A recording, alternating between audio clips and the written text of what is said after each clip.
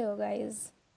In today's video, we are going to throw some light on an emerging offense called the cybercrime, especially with respect to the woman and its major causes. We are living in the era of internet where the technology has merged seamlessly in our lives. Invention of internet has facilitated the lives in various ways, but everything that has a vice has a virtue too. With this digitalization, cybercrime has also spread its wings. Especially, the security of women has been hampered very badly. Cybercrime against women are increasing at a rapid rate. Girls and women are constantly facing threats, cyberbullying, stalking, hate speech, defamation, etc. So, firstly, we need to focus what is cybercrime. Any offense or the malicious act in a cyberspace using the contemporary devices is called the cybercrime. There are various types of the cybercrime against women.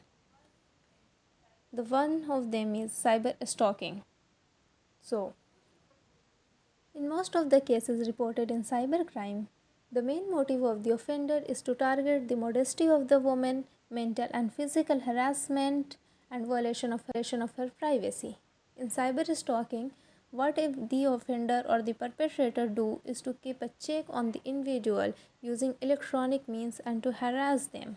It includes tracking a person's life virtually, accessing their chat rooms, leaving messages for the bill of the victims, and continually bombarding the victims with email and so on. The first case of cybercrime was Manish Kothari versus Ritu Kohli. The second offense is cyber defamation. It is the use of the derogatory or the defamatory remarks in cyberspace with any malified intention.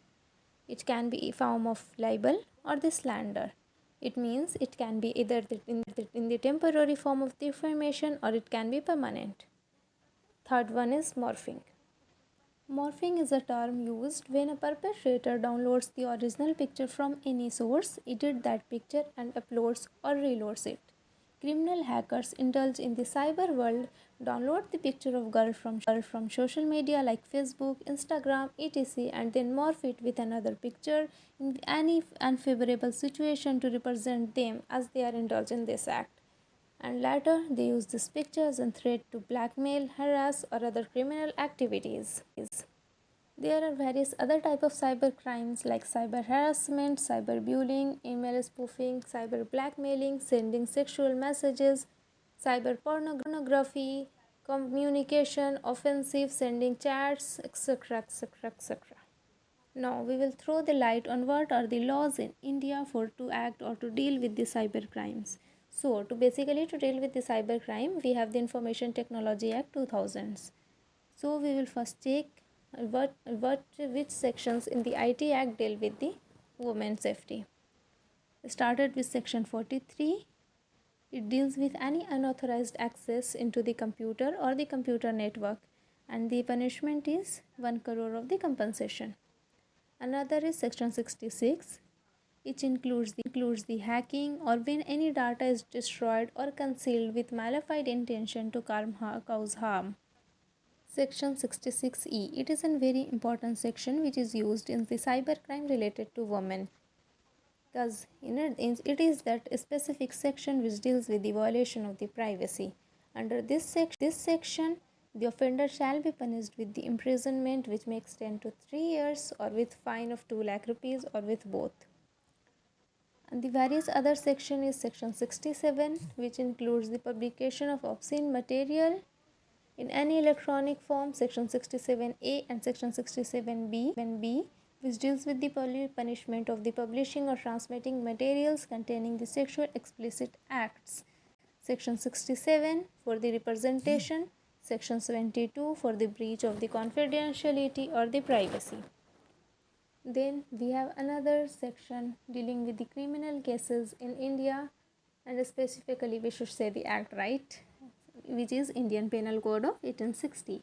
There are various sections or the provisions in IPC which is not specifically for the cyber crime, but our judicial system uses it in the cases of cyber crime. It includes Section 292, which deal with the pornography, Section 503, which threatening messages through email, Section 354D, stalking. There is a point to note in stalking that it is the same section which also deals with cyber stalking. Section 499, Section 463, Section 420, Section 463, 83 and 500. These are all the sections which are used for the cybercrime in India. Now we are going to discuss what are the major causes of the cybercrime against women in India. As we have already talked about the various laws which are protecting these women dignity, but still the cybercrime against women are increasing at a rapid rate. According to the NCRB report of the 2022, in various cases of the cybercrime as reported against women, even in National Capital Territory of India, which is Delhi, we have seen a drastic rise in cybercrime against women.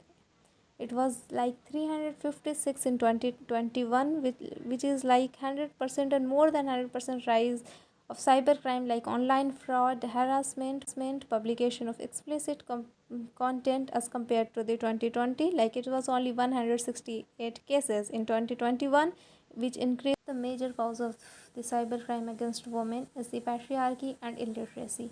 Women are more vulnerable to the cybercrime like sextortion, stalking, etc. as compared to male. Their sexuality in some extent play a great role of being a victim of cybercrime. In most of the cases, women are still viewed as an object of sexual admiration. There is a lack of awareness among users, especially teenagers. The majority of the cybercrime can occur when a victim voluntarily gives the offender the access of her personal information or personal permission to connect with her. Social media has no minimum age requirement, which causes the minor and the teenager girls to use it without fully understanding and the risk involved, which latter became and hinder their growth. Another reason is lack of the proper and specific legislation for cybercrime against women. According to the preamble of the Information Technology Act, its main provision deals with the cybercrime of this economic and the commercial difficulties. One of the major crimes committed online is cyber stalking. Until up to 2013, there was no law prohibiting cybercrime. After Justice Verma Committee, it was introduced in 2013 and Section 354D of the IPC made stalking an offence. However, a detailed examination of an IPC and IT Act reveals that neither of these acts has ever defined the term morphing or made this act illegal. The charges of the morphing were brought under either Section 354 or Section 509 of the IPC. This section can be used for defamation of a person, and none of these provisions deal with morphing contents. Another thing is loophole in our own judicial system. Tons and tons of cases are pending in the court of laws. Police officers are not usually active in registering and inquiring the case. Most of these crime are bailable. Even if the crime is reported, it takes a year in disposal of the case. Accused in between set free on bail and move without being punished. Sometimes these accused take out their vengeance on women who reported against them, causes discouragement against the justice system and the delivery. Preventive measures. In order to prevent cybercrime, it is strongly advised not to share any confidential information online. Empower and educate girls and the women with the necessary information and understanding about the prevalence of such crime in a society. While dealing with such hazards, maintain awareness and the prudence. To avoid harm, be knowledgeable about the internet and the technologies. If a cybercrime occurs, report it to the police station or the cyber cell, because justice delayed is justice denied.